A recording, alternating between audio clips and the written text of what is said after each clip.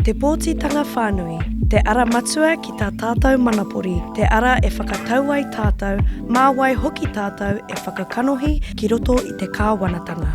Kei ia tāngata tāna anō pōti o te kaitono ārohe me te pōti pāti. Heoi, mō ngā kaipōti Māori, he haipapa anō hei kōwhiri atu.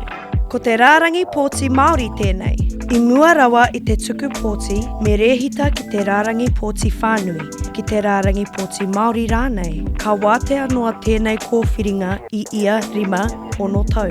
Nā reira, me panoni rānei? Mēnā kei te rārangi whānui koe, ka pōti koe i te kaitono ki tētahi o ngā rohe pōti whānui.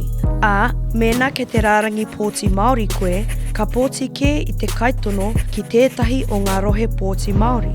Kei ngā nama pōti o te rārangi pōti Māori te whakatau, ka hia nei te tokomaha o ngā Māori ki rō Pāremata. Kia nui ake ngā pōti Māori, kātahi ka nui ake ngā tūru Māori. I te wā tonu nei, ka hāngai pū te kōwhiringa rārangi pōti Māori ki ngā hua o te kautetanga o Aotearoa. Ka mahue i a koe te kōwhiringa, mo ētahi pōtitanga, kua korehe kōwhiringa panoni ki a koe. E tohengi ana tēnei take, kia panoni te wā me te ōwehe o te kōwhiringa nei. The Electoral Commission has recommended that Māori be able to swap at any point, and we need the government now to show some leadership and make that change happen. People, especially like in 2021, are just living such busy lives. You know, something that comes up every 5 years is really insignificant and inconsequential.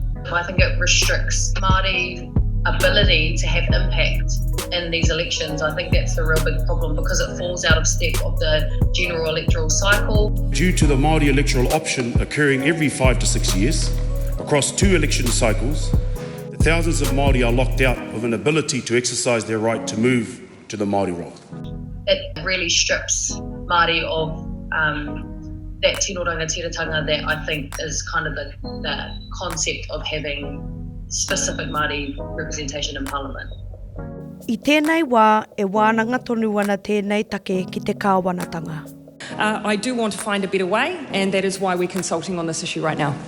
Hei te otinga iho, ko te whakakanohitanga o ngai Māori te mea nui. O tira, ko te tūhonotanga tiriti me tā te iwi Māori kōkiri ki roto i ngā whakahaerenga o Aotearoa.